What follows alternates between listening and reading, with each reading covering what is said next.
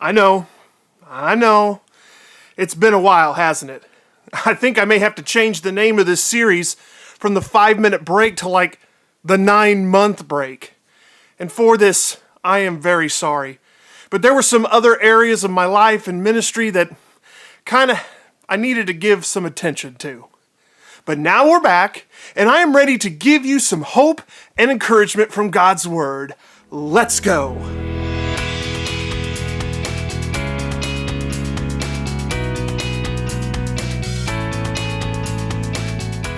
Hello, my friends, and welcome back to the 5-minute break.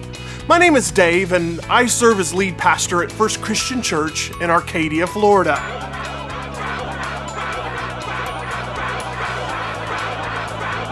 Oh, for crying out loud! We have become so angry. I think it is safe to say that we have become so angry as a society that people are starting to turn into miniature Hulks. I've come to believe that we have been sitting on a powder keg of anger for over 20 years, and this COVID pandemic was the spark that ignited that anger into pure rage. We are angry at the government. We are angry at others. We are angry with our families and our friends, and we're even angry at ourselves. And we have allowed this anger to well up inside us for so long that it's now spilling over into every arena of our lives. And it hasn't brought us any relief or joy, has it? I want you to know that it is okay to be upset. It is okay to be angry. Jesus got angry. On more than one occasion, Jesus got so angry at what was happening in his Father's house, the temple. We read that he went in and he turned over tables and ran off the money changers. The problem is not anger in itself. It is what we do when we are angry. The Apostle Paul tells us in Ephesians chapter 4, verse 26, "In your anger, do not sin." If we allow it, our anger will become the breeding ground for sins like rage and violence and deceit and murder. So how do we keep our anger in check so that it doesn't become sin? Paul says again in Ephesians 4:26, the second part of that verse, he says, "Do not let the sun go down while you are still angry."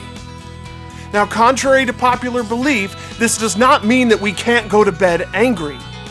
Paul simply says that the best solution is to let our anger go. So how do we do this? Well, if you will, allow me to make a few suggestions. Number one, breathe. When you become angry and you feel yourself getting angry, take as long as you need to walk away from the situation and breathe. The second thing we need to do is we need to give it to God. This is why prayer is so powerful. Prayer is our opportunity to let God have our anger and to ask Him to replace it with things like contentment and joy. We read in 1 Peter 5:7, he says, "Let Him have all of your worries and cares, for He is always thinking about you and watching everything that concerns you." The third thing we need to do when we're angry is we need to seek help. Part of the reason that I do this series is to provide encouragement and to help people like you.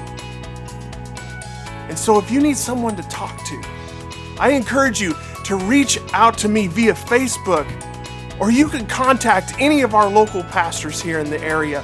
We are here to help you. And if more help is needed, then we are going to assist you in connecting you with a professional counselor that can help you on a whole different level if needed. The only solution that is wrong is to do nothing and to let sin overtake you in your anger. Don't let sin do that. Don't let your anger do that to you. Let it go. Give it to God. take a breath. I want to thank you for joining me on the return of the 5-minute break, and we hope to see you again next time.